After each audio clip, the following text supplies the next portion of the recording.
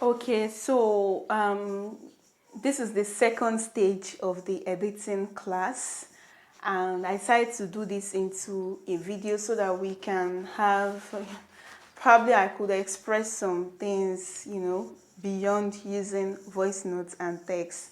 So looking at this part two, the first subtopic is constitution of sentences. Now, in government, we have what we call constitution of government, and we have the board and the sub-boards, and we have factors that makes it stand as a body, as a government. So it's the same that happens when we talk of sentences, because um, the prime reason of editing is working with sentences in the contents. So if we don't have sentences to work with, then we don't even have editing in itself. So the first major rule is looking at the constitution of our sentences. Our sentences is what makes us stand as editors. Without sentences, we cannot have editors. So our sentences are the number one force for us to stand. So we are going to study this first before we think of what to do from here. Now, the first thing we look at is this. In constitution of sentences, there are various factors that help us understand this part more. We have what we call short sentences. Short sentences are sentences that are just short, but they do make sense. So you must understand that whatever carries a message and at the same time is as short as anything. When I mean short, that means the length of the sentence is no more than 5 or 4 words. That's a short sentence and it makes sense. We classify such under simple sentence. But we have some sentences that they have to be long before they can make sense. Probably the idea you're passing in the message or the message you're trying to pass needs a conglomeration of sentences or words, before they can picture that message you want. So we have short sentence and we have long sentence. The point is, let these things make sense. Let their idea be retained. So it's not about trying to make a short sentence long or make a long sentence short. It's about knowing the kind of sentence that should be short or long. For example, now you want to pass a simple idea where you want to say Bolu got admitted into the hospital very quick. Bolu got admitted into the hospital very quick. Now, my idea is passed already. Inside the sentence, possibly Bolu had been sick, so she was rushed to the hospital, and when she got to the hospital, nurses and doctors attended to her and they gave her the best of treatment, and they admitted her into the emergency ward or the ICU ward very quickly. So a lot of ideas is already running through that sentence and the message is being passed. However, it's short. And as short as it is, it makes sense. Bolu got admitted into the hospital very quickly. How short as it is, it makes sense. That's the kind of short sentence I'm talking about. Then we have long sentence that the longer it is, the longer it makes sense. We have to understand that certain ideas have to be propelled into that sentence for it to give that picture of it is making sense. I don't know if you understand, but that's how it works. So let's take for example now. I have been living in Lagos since the past 20 years and I don't wish to travel to any other states. I have been living in Lagos for the past 20 years and I don't wish to travel to any other states. Let me repeat myself. I have been living in Lagos for the past 20 years, and I don't wish to travel to any other states. 2 sentences in one. I have been living in Lagos for the past 20 years and I don't wish to travel to any other state. That's 2 sentences in one. So you must understand that if I break this sentence into 2, it will not make sense. I've been living in Lagos for the past 20 years, and so what should we do about it? Does it make sense after that? No, it doesn't. It just doesn't make sense, or it's not giving that complete message that we want. So adding "and I don't wish to travel to any other state" gives us a kind of a supportive flair to the sentence that we are dealing with, or to the half sentence that we are dealing with. So what am I trying to say? This is an example of a long sentence. So you must understand what long sentences are, and they must still carry their messages. They must still pass their messages, and we must understand what short sentences are, and they should carry their messages. So either they are long or short. The purpose of this model is for you to understand why they are short and why they need to retain their meaning, and why they are long, why they also need to retain their meaning. I hope you get this. So that is the constitution of short and long sentence. Then we have what we call sentence breakdown. I love giving these exercises to my students. For example, now I could give you a simple sentence and say, "Hey Blessing, work on this sentence for me. My dog has scabies." My dog has scabies. Or is it rabbits? Rabbits they call it. Okay, whichever. Scabies or rabbits, I know they fall under the same part. So my dog has scabies. Break this sentence down for me. As an editor, you must have the viral ability to break sentences into their appropriate position in grammar. My dog has rabies. Let me write it down.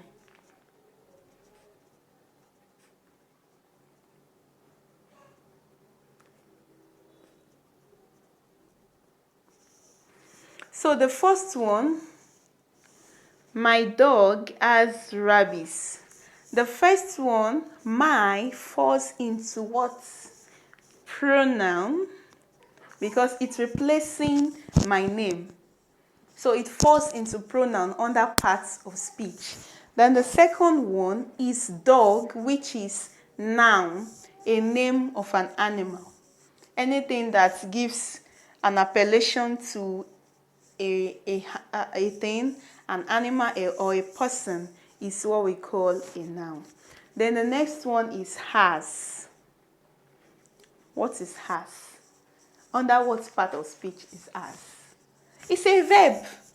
As is a verb, a present form of verb. So not to go deeply, it's a verb, a present form of verb, yes. Singular, take note, singular verb.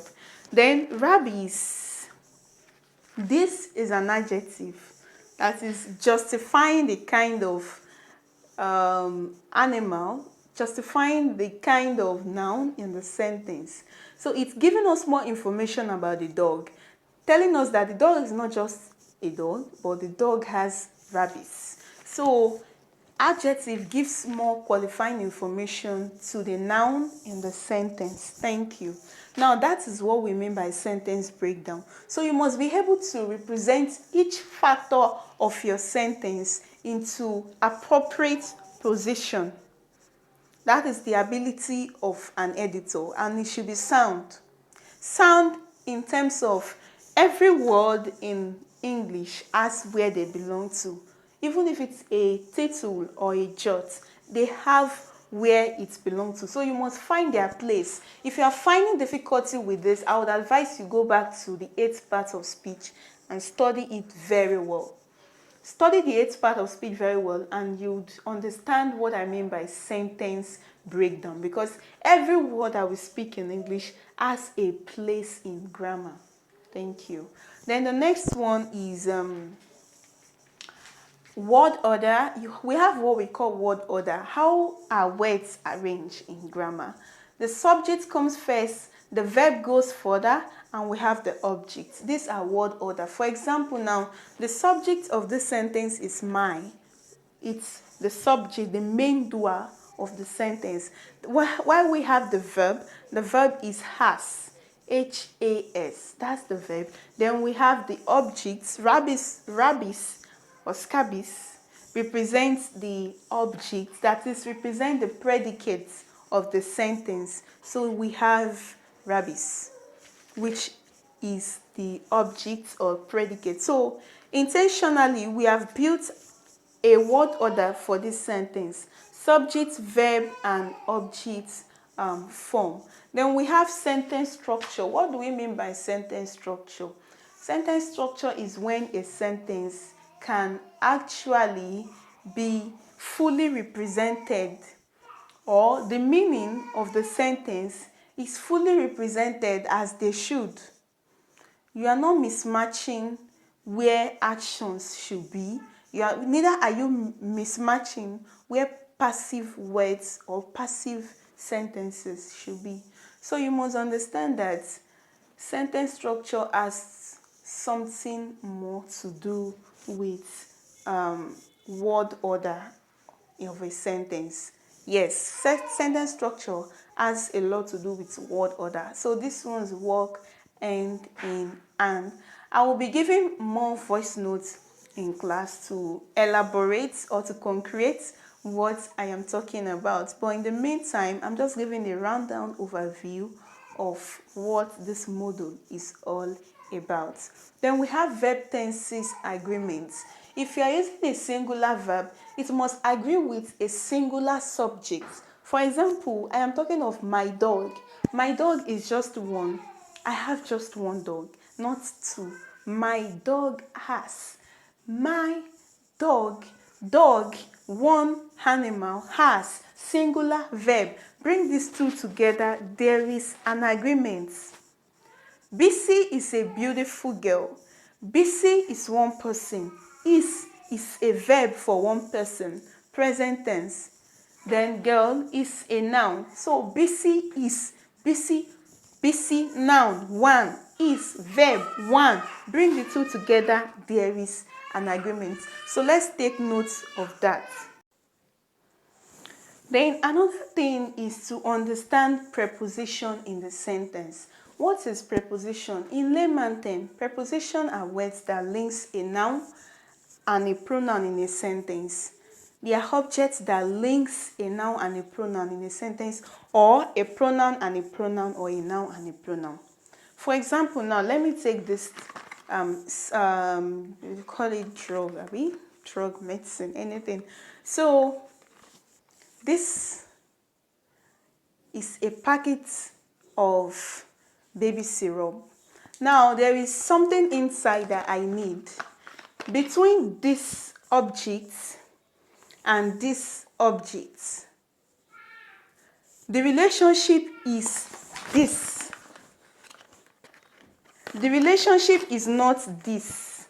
Is not this. The relationship is this. So the relationship that this shares with this is this. So that this is the preposition.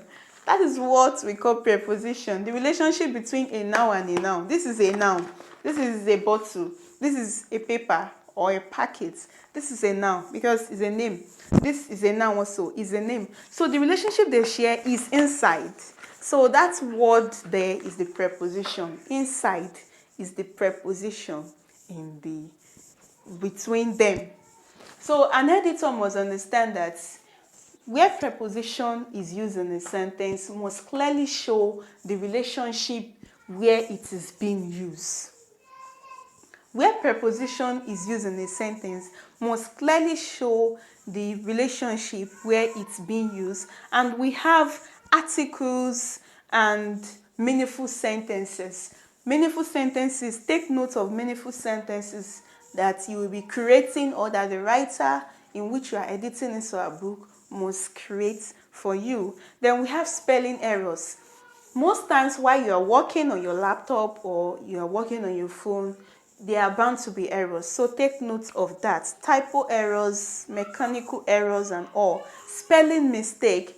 Take note of spelling mistake. What you think, for example, now there is this word in English, we call it gnome, G-N-O-M-E. But it will be improper for you to say gnome when it is actually gnome. And we have a word in English that is pronounced as numb. I got numb, but the spelling is N-U-M-B, meaning that the B is silent. So we must take note of that. Hyphenation errors and simple mistake. Hyphenation errors. Where does hyphenation errors takes place?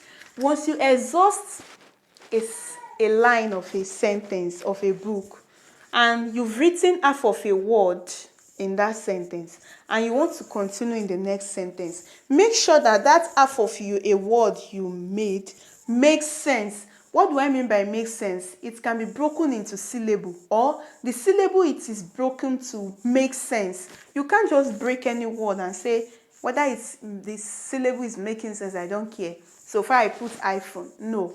For example, now if I want to break emotion, I will not break emotion at EM. I will break it at EMO. Or I break it at where it would make sense. We have motion. So I can actually break it at I can break it at mo, I can break it at shon. So you must be very sure that where you are breaking the word makes sense majorly. These are ways that you can avoid hyphenation errors. Another simple mistakes that actually are very, common with writing. So we are done with the constitution of sentence, and like I said, I would still send in voice note that would help propagate our learning. But at this point, I hope you understand thoroughly what I was talking about, these aspects. And if you need more clarification, please let me know. I'd be more than willing to express myself once again. Thank you very much for listening.